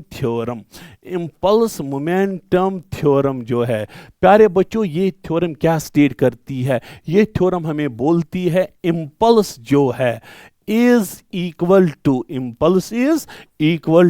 change in momentum. Impulse is equal to change in momentum. Change in momentum जो होगा प्यारे बच्चों वो impulse होगा। ठीक है, impulse is equal to change in momentum. अगर जे होगा प्यारे बच्चों, ये इम्पल्स हुआ, ठीक है, ये इम्पल्स हुआ। और इनिशियल मोमेंटम p1 है, फाइनल मोमेंटम p2 है। तो इम्पल्स किसके बराबर, ये थ्योरम स्टेट करती है, इम्पल्स जे जो है वो होगा change in momentum p2 minus p1, ठीक है। या जे जो होगा प्यारे बच्चों mv2 माइनस mv1, ठीक है बच्चा लोग। सो जे आपको आएगा m, फिर ब्रैकेट में v2 माइनस v1 के बराबर। ये है प्यारे बच्चों इंपल्स मोमेंटम थ्योरम जो हमने स्टेट की, लेकिन आपको ये प्रूव भी करनी है। फ्रॉम कहां से प्रूव करेंगे, न्यूटन सेकेंड लॉ से। चलो बेटा, न्यूटन सेकेंड लॉ क्या बोलता है, न्यूटन सेकेंड लॉ बोलता है फोर्स जो है वो है dp डिवाइडेड बाई dt के बराबर। सो क्रॉस करके dp जो है प्यारे बच्चों F इंटू डी टी के बराबर आएगा, आया। अच्छा, dp को p बनाने के लिए इंटीग्रेटिंग बोथ साइड्स करेंगे, ठीक है, integrating both sides. Integration of dp आपको आएगा integration of f into D T, ठीक है। dp की p1 से लेकर p2, तो यहां से t1 से लेकर t2। सो dp की इंटीग्रेशन बच्चा लोग pi, कहां से कहां, नीचे p1 ऊपर p2, है ना। और राइट साइड से अगर हम फोर्स को कांस्टेंट मानेंगे, फोर्स बाहर आएगा, इंटीग्रेशन ऑफ dt होगा फ्रॉम t1 टू t2। चलो प्यारे बच्चों, जरा क्या आएगा, ये आएगा p2 minus p1, change in momentum. f तो बाहर आया बच्चा लोग, t2 माइनस t1। अरे t2 माइनस t1 ही तो टाइम इंटरवल है ना, तो आप लिखोगे p2 माइनस p1 किसके बराबर आएगा प्यारे बच्चों, फोर्स इंटू डेल्टा टी। अरे इसको जानते हो, अरे f इंटू डेल्टा टी ही तो इंपल्स है। आप बोलोगे सर p2 माइनस p1 किसके बराबर, इंपल्स j के बराबर। So j equal to p2 minus p1, इसी को हम बोलते हैं इंपल्स जो है वो चेंज इन मोमेंटम के बराबर है, इसी को हम बोलते हैं इंपल्स मोमेंटम थ्योरम। चलो बच्चा लोग, अब इसमें कुछ एप्लीकेशंस है, चाहे ये एप्लीकेशंस हमें न्यूटन सेकंड लॉ से भी मिलेगी, इंपल्स मोमेंटम थ्योरम से भी मिलेगी। क्रिकेट प्लेयर जो है लोअर करता है, अपने हैंड्स को लो करता है क्रिकेटिंग के टाइम, कैच पकड़ने के टाइम। आपने अभी पढ़ा जे होगा प्यारे बच्चों चेंज इन मोमेंटम, है ना, चेंज इन मोमेंटम हुआ डेल्टा पी, है ना।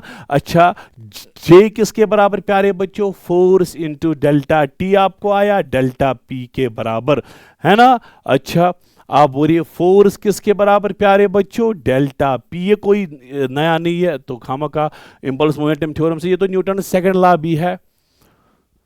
तो यहाँ पे वहाँ पे टाइम की बात करते हैं, यहाँ पे टाइम ऑफ इम्पैक्ट की बात करते हैं, इसलिए मैंने इंपल्स मोमेंटम थ्योरम से लिया। कोई बात नहीं, कोई न्यूटन सेकंड लॉ से बोलेगा, ये भी ठीक है। सो फोर्स और टाइम की एक रिलेशन है। फोर्स जो है प्यारे बच्चों that is inversely proportional to delta T time of impact. चलो प्यारे बच्चों, when a cricket player lowers his hands, अच्छा कैच पकड़ने के टाइम हैंड अपने लो क्यों किए जाते हैं, हैंड जो है प्यारे बच्चों ये लो किए जाते हैं कैच पकड़ने के टाइम, ताकि टाइम ऑफ इम्पैक्ट जो है वो बढ़ जाए। अगर टाइम ऑफ इम्पैक्ट बढ़ गया, ऑब्वियसली फोर्स जो है हाथों पे कम लगेगा। So to decrease impact force, to decrease impact force on hands, delta T is increased by lowering of hands, by lowering of hands। इसकी बहुत सारी एप्लीकेशन है बेटा। चलो बेटा, it is more difficult to catch a cricket ball than to catch a tennis ball. Cricket ball जो है, leather ball जिसको बोलते हैं, वो कैच करना बहुत मुश्किल है। टेनिस बॉल जो है वो कैच करना इजी है। दोनों की वेलोसिटी ऑल्दो सेम होती है, ऑल्दो दोनों की वेलोसिटी सेम होती है, लेकिन फिर भी वेलोसिटी सेम होने के बावजूद क्रिकेट बॉल कैच करना मुश्किल है। क्यों? क्योंकि उसका मास जो है वो ज्यादा है। मास ज्यादा होने की, लेदर बॉल की मैं बात करूंगा, लेदर बॉल जो क्रिकेट बॉल है, लेदर बॉल का मास ज्यादा होने की वजह से इसका मोमेंटम ज्यादा होगा। अच्छा, मोमेंटम ज्यादा, अगर मोमेंटम ज्यादा होगा तो ऑब्वियसली चेंज इन मोमेंटम इसी का ज्यादा होगा। Change in momentum of cricket ball is greater than tennis ball. अरे जिसका चेंज इन मोमेंटम ज्यादा, अरे चेंज इन मोमेंटम ही तो इंपल्स है, इसका मतलब है इसका इंपल्स ऑफ लेदर बॉल ज्यादा है इंपल्स ऑफ टेनिस बॉल से। सो जिसका इंपल्स ज्यादा वो ज्यादा फोर्स अप्लाई करेगा, सो ये ज्यादा फोर्स अप्लाई करेगी क्रिकेट बॉल, और टेनिस बॉल जो है कम फोर्स अप्लाई करेगी। बहुत आसान है, एक एक मार्क्स का क्वेश्चन आता है। State and prove law of conservation of an linear momentum, और इसको इलस्ट्रेट करो किसी एग्जांपल से। तो law of conservation of linear momentum क्या बोलता है प्यारे बच्चों? अगर आइसोलेटेड सिस्टम है, आइसोलेटेड सिस्टम अगर है, कौन सा सिस्टम है बच्चों? Isolated system. जिस सिस्टम में external force acting on system zero के बराबर है, तो मोमेंटम ऑफ सिस्टम का जो मोमेंटम है, मोमेंटम ऑफ सिस्टम का जो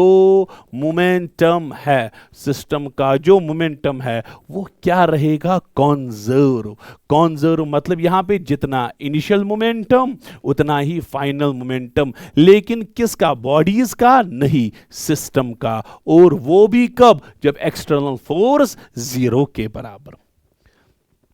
ठीक है, आपको ये प्रूव करना है। इसको प्रूव करने के बहुत सारे तरीके हैं प्यारे बच्चों, तो सबसे आसान तरीका जो है वो हम यहां पे करेंगे। चलो प्यारे बच्चों, न्यूटन सेकंड लॉ से फोर्स किसके बराबर है प्यारे बच्चों? d/dt of p। ये न्यूटन सेकंड लॉ है। अरे ये तो बहुत आसान है, ये तो कुछ भी नहीं है, चलो प्यारे बच्चों, अगर फोर्स ऑन वन बॉडी होगा momentum of that body, force of second body momentum of that body, force on system ये मोमेंटम ऑफ सिस्टम होगा। ये तो कुछ भी नहीं है, मोमेंटम ऑफ सिस्टम। अच्छा प्यारे बच्चों, if no force acts on system पे कोई फोर्स नहीं है, सो सिस्टम पे जो फोर्स है जीरो के बराबर, आपको आएगा d/dt of momentum of system zero के बराबर। अच्छा, किस चीज की डिफरेंशिएशन जीरो होती है? जो चीज कांस्टेंट हो उसकी डिफरेंशिएशन जीरो। इसका मतलब है मोमेंटम ऑफ सिस्टम जो है वो कांस्टेंट है, इसीलिए इसकी डिफरेंशिएशन जीरो आई। मोमेंटम कब कांस्टेंट होगा? जब इनिशियल मोमेंटम फाइनल मोमेंटम के बराबर होगा, तो मोमेंटम जो है वो कांस्टेंट रहेगा। इसका एक और प्रूफ है, जो प्रूफ हम करते हैं किससे? न्यूटन थर्ड लॉ से। थॉरोली में दिखाऊंगा, हो सकता है बोर्ड एग्जाम में पूछा जाए। Prove law of conservation of linear momentum from Newton third law, from Newton third law, क्योंकि ये कभी पूछा जा सकता है बोर्ड एग्जाम में। कंजर्वेशन ऑफ मोमेंटम को प्रूव करो न्यूटन थर्ड लॉ से। ये प्यारे बच्चों इनिशियल है m1, इसकी initial velocity u1, body number 2 m2, इसकी इनिशियल वेलोसिटी है u2, और ये दो आपस में कोलाइड हुए, कोलिजन के बाद m1 जो है उसकी वेलोसिटी v1, m2 जो है उसकी velocity v2। Conservation of linear momentum बोलता है जो इनिशियल मोमेंटम वही फाइनल मोमेंटम, यानी कि m1 u1 plus m2 u2 जरा किसके बराबर बच्चा लोग? m1 v1 plus m2 v2। यही तो है कंजर्वेशन ऑफ मोमेंटम। ये मुझे प्रूव करना है, लेकिन कहां से प्यारे बच्चों? न्यूटन सेकंड लॉ से। चलो बच्चों देखो, न्यूटन थर्ड लॉ से बॉडी नंबर 1 आप ले लो, बॉडी नंबर 1, जरा इसका इनिशियल मोमेंटम कितना है? m1 u1, इसका फाइनल मोमेंटम कितना है? m1 v1, जरा इसका चेंज इन मोमेंटम कितना है? Change in momentum. अरे मोमेंटम कितना चेंज हुआ? चेंज हुआ फाइनल माइनस इनिशियल, यही तो चेंज हुआ। m1 v1 minus m1 u1, ये रहा इसका change in momentum of body number 1। चलो बच्चा लोग, इसी तरह से बॉडी नंबर 2 आप निकालो। बॉडी नंबर 2, इसका इनिशियल मोमेंटम कितना प्यारे बच्चों? बॉडी नंबर 2 का m2u2 है ना इनिशियल मोमेंटम। फाइनल मोमेंटम किसके बराबर बच्चा लोग? m2v2। जरा इसका चेंज किसके बराबर होगा? इसका चेंज किसके बराबर होगा? m2v2 minus m1v1। तो ये रहा आपका चेंज इन मोमेंटम। ठीक है, इतना क्लियर हुआ। अब नजर रखो प्यारे बच्चों, हमने change of first, change of second, Newton's third law. जरा न्यूटन्स थर्ड लॉ क्या बोलता है? न्यूटन्स थर्ड लॉ बोलता है प्यारे बच्चों, जितना फोर्स ए ने बी पे लगाया उतना ही फोर्स बी ने ए पे लगाया। Force exerted by A on B is equal to minus force exerted by B on A. ठीक है, ये न्यूटन्स थर्ड लॉ है। क्या हम दोनों को टाइम ऑफ इंपैक्ट तो सेम होगा, चाहे ये इसके साथ टकराए या इसके साथ टकराए, दोनों का टाइम सेम होगा। तो हम क्या करेंगे? एफ ए बी को मल्टीप्लाई करेंगे delta T, minus F B A को, इसको भी मल्टीप्लाई करेंगे डेल्टा टी। अरे फोर्स इंटू टाइम हुआ ना इंपल्स। अरे ये तो इंपल्स है exerted by A on B, वो है minus impulse exerted by B on A. अरे इंपल्स ही होता है ना चेंज इन मोमेंटम। अरे ये change in momentum of one body of A, change in impulse है, चेंज इन मोमेंटम है ना, change in momentum of A body. जरा ये किसके बराबर? माइनस जरा क्या? Change in momentum of B body है ना। अच्छा, अरे ए का मोमेंटम कितना चेंज हुआ बच्चा लोग? m1 कितना है? ए का मोमेंटम कितना चेंज हुआ? m1 v1 minus m1 u, और ये माइनस है, m1 v1 minus m1 u1 है ना, is equal to minus times change in momentum of B. बोलो प्यारे बच्चों, m2 v2 minus m1 m, ये क्या है? m2 u2 है ना, चेंज तो m2 u2 है, m2 v2 m2 u2, हाँ m2 u2 आई इस तरह से m2 u2। ठीक है, न्यूटन्स थर्ड लॉ है। चलो आप एक्सपेंड करो प्यारे बच्चों, m1 v1 minus m1 u1 is equal to minus m2 v2 plus m2 u2। ठीक है, इसको यहां पे ट्रांसफर करो, इसको यहां पे ट्रांसफर करो, आपको आएगा m1 v1 plus m2 v2 is equal to m1 u1 plus m2 u2। ठीक है बच्चा लोग, अरे ये क्या है? ये तो इनिशियल मोमेंटम ऑफ सिस्टम है, ये फाइनल मोमेंटम ऑफ सिस्टम, यही तो है law of conservation of linear momentum. लेकिन यहां हमने प्रूव किया फ्रॉम न्यूटन्स थर्ड लॉ। अच्छा, रॉकेट जो है, अच्छा, यहां पे आप बोलिए, इसकी कुछ एग्जाम्पल्स भी आप अगर आप लिखोगे जल्दी जल्दी एग्जाम्पल्स कुछ याद रखोगे। ये बॉम्ब था प्यारे बच्चों, बॉम्ब था initially in the state of rest, so इसका मोमेंटम कितना होगा? 0 होगा। जब ये एक्सप्लोड हुआ बहुत सारे पार्ट्स में, एक पार्ट यहां की ओर जाएगा, दूसरा पार्ट यहां की ओर, तीसरा पार्ट यहां की ओर, और इन सब पार्ट्स का जब हमने वेक्टर सम करेंगे मोमेंटम का, P1 plus P2 plus P3 plus dot dot dot, वो भी 0 के बराबर आएगा, क्योंकि initial momentum 0, final momentum of system भी 0 के बराबर होना चाहिए। और सबसे इंपॉर्टेंट एग्जांपल है यहां पे जो अक्सर पूछी जाती है, रिकॉइल ऑफ गन, गन का रिकॉइल होना। चलो ये हम यहां पे गन बनाएंगे और इसमें एक बुलेट है, और दोनों जो है वो initially in the state of rest है, इसका मतलब है इनिशियल मोमेंटम 0 के बराबर। अब क्या हुआ?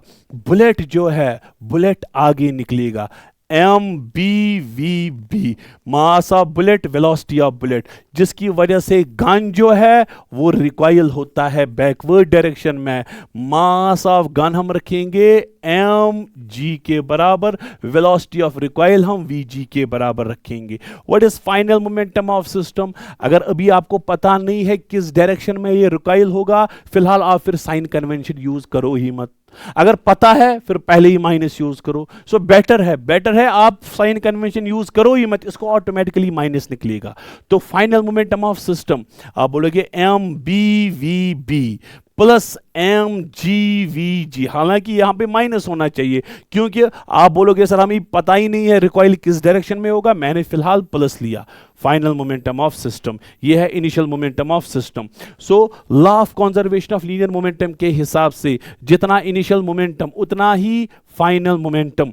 सो आपको आएगा बच्चा लोग MBVB प्लस MGVG किसके बराबर आएगा? 0 के बराबर। इसको ट्रांसफर यहां करो, सो MGVG आपको आएगा माइनस MBVB के बराबर। इसको यहां पे डिनोमिनेटर में लाओ, वेलोसिटी ऑफ गन आया automatically minus MBVB divided by mg आया। माइनस क्या इंडिकेट करता है कि ये गन जो है रिकॉइल होता है अपोजिट डायरेक्शन में, माइनस साइन ने खुद इंडिकेट किया।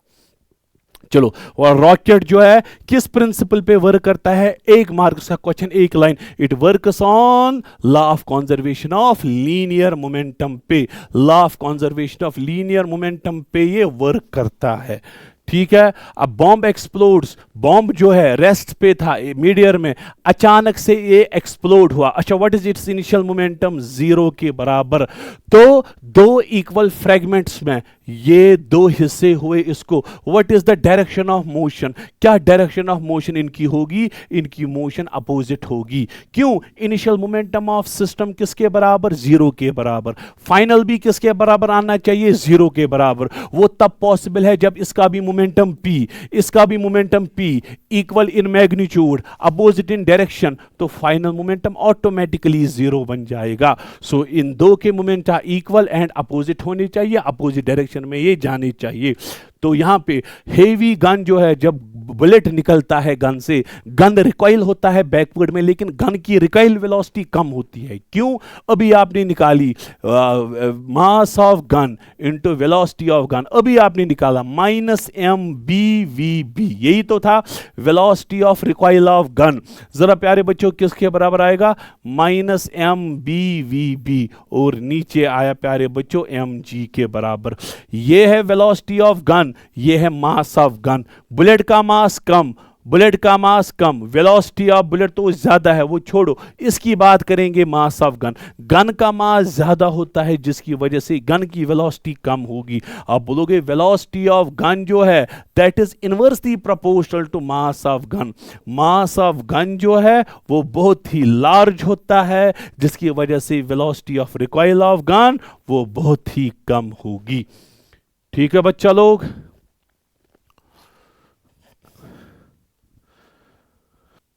चलो बच्चों, अब फ्रिक्शन पे बात करेंगे। What are various types of friction? Friction का टाइप नंबर 1 है स्टैटिक फ्रिक्शन। सबको पता होगी, यहां पे एक बॉडी है, हमने बॉडी पे फोर्स अप्लाई किया, अक्सर करते हैं, घर में भी फोर्स अप्लाई करते हैं, लेकिन बॉडी चलती नहीं है, लेकिन बॉडी कोशिश करती है चलने की, लेकिन चल नहीं पाती है। इसका मतलब है एक यहां से अपोजिंग फोर्स डेवलप हुआ, फ्रिक्शनल फोर्स डेवलप होता है। जितना अगर हमारा फोर्स 10 न्यूटन होगा, वो फोर्स भी 10 न्यूटन होगा। 10 ने 10 को बैलेंस किया तो बॉडी चलेगी नहीं। ये वाला फ्रिक्शन जो आया जब बॉडी रेस्ट में है, इस वाली फ्रिक्शन को हम बोलते हैं स्टैटिक फ्रिक्शन। और ये किसके बराबर होगा प्यारे बच्चों? जितना मैंने फोर्स अप्लाई किया उतना ही स्टैटिक फ्रिक्शन।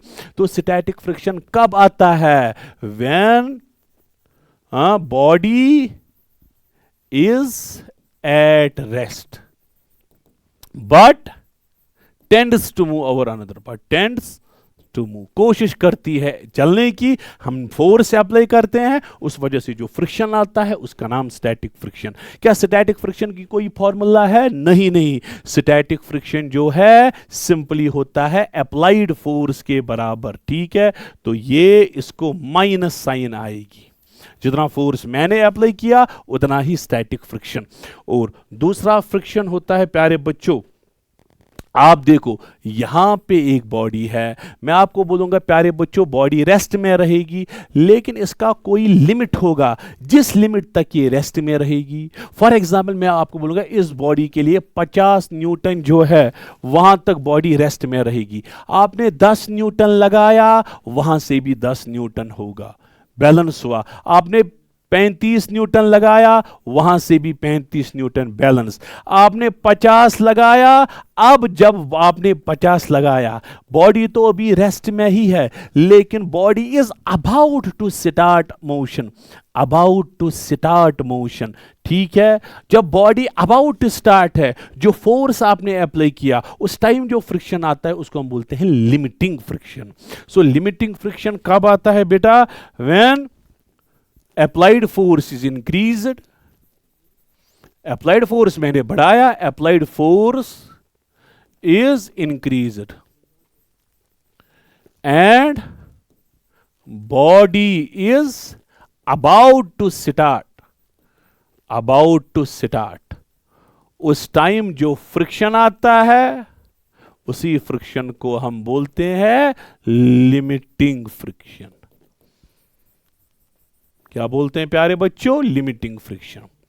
ये लिमिटिंग फ्रिक्शन जो है बच्चा लोग directly proportional to normal reaction होता है। अगर प्रोपोर्शनलिटी हटाएंगे वहां से कांस्टेंट ऑफ प्रोपोर्शनलिटी आएगा, जिसको हम बोलते हैं coefficient of static friction. Coefficient of static friction limiting friction bye normal reaction के बराबर होगा। तो ये है। और जब हमने अब फोर्स उससे भी ज्यादा इंक्रीज किया, अब बॉडी सीधे मोशन में आएगी, उस टाइम जो फ्रिक्शन होगा that is called as kinetic friction. So kinetic friction कब आता है? When body actually slides over another body. ठीक है, और काइनेटिक फ्रिक्शन जो है एफ के, ये होता है बराबर म्यू के इंटू आर। बेसिक डेफिनेशन आपको लिखनी है एक एक मार्क्स की। और उसके बाद आपको स्टेट करने हैं laws of limiting friction. Laws of limiting friction. ठीक है, so laws of limiting friction क्या बोलता है बेटा? एक पर्टिकुलर वैल्यू है, उस वैल्यू के नीचे अगर आपने फोर्स अप्लाई किया body will remain at rest. उस फोर्स के ज्यादा अगर आपने फोर्स किया body will come in motion. उस फोर्स का नाम क्या है बेटा? लिमिटिंग फ्रिक्शन का कॉन्सेप्ट इसने बोला, जो आप पहला पॉइंट लिखोगे। ठीक है, और ये जो लिमिटिंग फ्रिक्शन है it is directly proportional to normal reaction. Limiting friction is equal to mu s into R. तो म्यू एस आपको आएगा limiting friction divided by normal reaction. ये आपको आया दूसरा पॉइंट। तीसरा पॉइंट जो है, ये जो लिमिटिंग फ्रिक्शन है, कौन सा फ्रिक्शन बच्चों? Limiting friction. अगर आप देखोगे जब तक नॉर्मल रिएक्शन कांस्टेंट है, ये फ्रिक्शन एरिया पे डिपेंड नहीं करता है। Is independent of area, is independent of area of contact. और चौथा जो है, ये लिमिटिंग फ्रिक्शन म्यू एस पे तो डिपेंड करता है। What is mu S? Coefficient of static friction, जो कि नेचर ऑफ सरफेस पे डिपेंड करता है। सो आप बोलोगे limiting friction, limiting friction depends on nature of to surfaces, nature of to surfaces in contact. तो इन लॉज को हम बोलते हैं लॉज ऑफ लिमिटिंग फ्रिक्शन। चलो बेटा, sand is thrown on roads covered with snow. क्यों? स्नो जो है, जब बर्फ गिरता है उस टाइम क्यों हम सैंड लगाते? तो बेसिक क्वेश्चन है, तो लेमैन को भी आएगा। स्नो की वजह से सरफेस जो है वो स्मूथ होती है, कोएफिशिएंट ऑफ फ्रिक्शन जो है वो बहुत ही कम होता है, और जिसकी वजह से स्लिप होती है। जब आपने सैंड लगाया, क्या लगाया प्यारे बच्चों? सैंड। सैंड लगाने की वजह से कोएफिशिएंट ऑफ फ्रिक्शन बढ़ गया, कोएफिशिएंट ऑफ फ्रिक्शन इंक्रीज हुआ। जब कोएफिशिएंट ऑफ फ्रिक्शन इंक्रीज हुआ तो स्लिप होने के लेस चांसेस है। ये तो कोई भी बोलेगा, इसमें कोई। एंगल ऑफ फ्रिक्शन और एंगल ऑफ रिपोज हमें यहां पे एक्सप्लेन करना है। क्या? एंगल ऑफ फ्रिक्शन और एंगल ऑफ रिपोज। चलो प्यारे बच्चों, यहां पे मैंने एक बॉडी ली, चलो बॉडी है, यहां पे बॉडी को मैंने अप्लाई किया इस तरह से फोर्स, और फोर्स को आहिस्ता आहिस्ता आहिस्ता आहिस्ता बढ़ाया, इतना बढ़ाया कि block is about to start. That block is, तला क्या बेटा? It is about to start, about, block is about to start. ठीक है, यानी कि ब्लॉक के पास कौन सा फ्रिक्शन होगा बच्चा लोग? इसके पास जो है वो लिमिटिंग फ्रिक्शन होगा। यहां से क्या है? Normal reaction. यहां से क्या है? Weight mg। अरे ये नॉर्मल रिएक्शन और लिमिटिंग फ्रिक्शन का रिजल्टेंट आएगा, रिजल्टेंट यहां से आएगा। ये रिजल्टेंट आया, रिजल्टेंट ने जितना एंगल बनाया किसके साथ? नॉर्मल रिएक्शन के साथ, उसी को हम बोलते हैं एंगल ऑफ फ्रिक्शन। चलो थीटा से रिप्रेजेंट करेंगे। सो एंगल ऑफ फ्रिक्शन है क्या? It is the angle between normal reaction, normal reaction and resultant. और रिजल्टेंट किस किस का? रिजल्टेंट होगा आर और एफ एल का। And the resultant of normal reaction, normal reaction and limiting friction, and limiting friction. ठीक है, इतना क्लियर है प्यारे बच्चों? देखो ये लिमिटिंग फ्रिक्शन है, ये लिमिटिंग फ्रिक्शन है, तो जिसको शिफ्ट करेंगे यहां प्यारे बच्चों, तो ये रहा आपका F L. What is F L? Limiting friction. क्योंकि वेक्टर को शिफ्ट करेंगे पैरेलल, कोई फर्क नहीं पड़ने वाला। बोलो प्यारे बच्चों एक्सप्रेशन। अरे ये ट्रायंगल आप देखो, ये वाला ट्रायंगल, ये ट्रायंगल और ये ट्रायंगल, जरा ये tan ऑफ थीटा किसके बराबर आएगा? ये tan ऑफ थीटा आपको आएगा परपेंडिकुलर बाई बेस। परपेंडिकुलर कितना? एफ एल, बेस कितना? आर। जरा tan थीटा किसके बराबर? Limiting friction mu s into R, और नीचे आर, आर आर के साथ गया, सो tan ऑफ थीटा आपको म्यू एस। यहां आप बोल सकते हो the tangent of angle of friction is equal to coefficient of static friction. The tangent of angle of friction is equal to coefficient of static friction. और इसी तरह से यहां पे है एंगल ऑफ रिपोज। क्या है प्यारे बच्चों? Angle of repose. अब देखो यहां पे मैंने एक हॉरिजॉन्टल सरफेस जो है इस पे रखा था ब्लॉक। अब सरफेस को आहिस्ता आहिस्ता मैंने एंगल बढ़ाया। जैसे जैसे एंगल बढ़ाएंगे, जैसे जैसे एंगल बढ़ाएंगे, एक स्टेज आएगा, एंगल का एक स्टेज आएगा जब ब्लॉक होगा वो तैयार होगा गिरने के लिए। ब्लॉक होगा, ब्लॉक होगा अबाउट टू स्टार्ट। ब्लॉक होगा क्या? About to start. उस टाइम जो एंगल है प्लेन का एंगल, प्लेन का एंगल जो है उसी को हम बोलेंगे, फाई से रिप्रेजेंट करेंगे, उसी को हम बोलेंगे angle of repose. So angle of repose है क्या बच्चा लोग? एंगल ऑफ रिपोज है angle made by plane with respect to horizontal, with respect to horizontal, such that block placed on it, such that block placed on it is about to start, is about to start। ठीक है प्यारे बच्चों, अब ये angle of repose हम कैसे निकालेंगे? चलो बच्चों, यहां से mg, यहां से नॉर्मल रिएक्शन आर, ये एंगल भी फाई के बराबर आएगा। यहां आएगा M G cos of phi, यहां से आएगा M G sine of phi. Block नीचे आने की कोशिश करता है, ऊपर से फ्रिक्शन है, और वो भी कौन सा फ्रिक्शन है? Block is about to start, limiting friction है। सो लिमिटिंग फ्रिक्शन किसके बराबर आप लिखोगे? लिमिटिंग फ्रिक्शन आप लिखोगे, ये है बच्चों बराबर M G sine of theta के बराबर, है ना। अच्छा, लिमिटिंग फ्रिक्शन किसके बराबर बच्चों? म्यू एस इंटू आर, आपको आएगा M G sine of phi. आप रखो, फाई आपने रखा। अच्छा, आपको यहां पे लास्ट स्टेप में लिखूंगा म्यू एस, आर का वैल्यू कितना है? M G cos of phi, आपको आएगा यहां M G sine of phi. M G गया, ये नीचे जाएगा, म्यू एस आपको आएगा tan ऑफ फाई के बराबर। So coefficient of static friction, tangent of angle of repose. यहां पे क्या?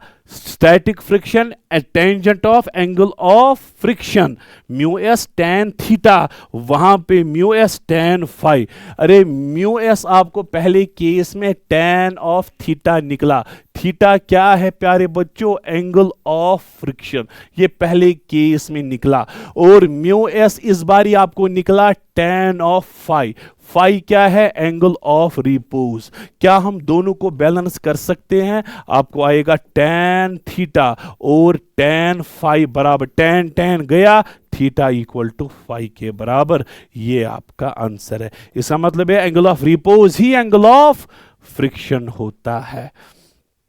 चलो प्यारे बच्चों, डायनेमिक्स ऑफ सर्कुलर मोशन, इसमें ज्यादा आपको डिस्कस करने की जरूरत नहीं, इसमें सिंपल सा होता है। What is the need of banking a road? अब रोड को हम बैंक क्यों करते हैं? इस तरह से प्यारे बच्चों, जब सर्कुलर मोशन होती है, जब सर्कुलर मोशन होती है, यहां से इस तरह से गाड़ी आई, जब गाड़ी आई ये सर्कुलर मोशन टर्न के पास पहुंची, इसकी स्पीड ज्यादा होती है और फ्रिक्शन टायर जो है वो उतना फ्रिक्शन प्रोवाइड नहीं करते हैं, जिसकी वजह से गाड़ी जो है वो स्किड होती है। In order to provide necessary centripetal force, ताकि ये सेफली इस टर्न को निकल सके, हमें रोड का जो आउटर एज है वो रेज करना पड़ता है with respect to inner edge. आपने अक्सर देखा होगा टर्न्स के पास आउटर एज रेज है। तो हम क्यों लिखेंगे, क्यों हम बैंक करते हैं? क्योंकि इन ऑर्डर, आप लिखोगे simple, in order to provide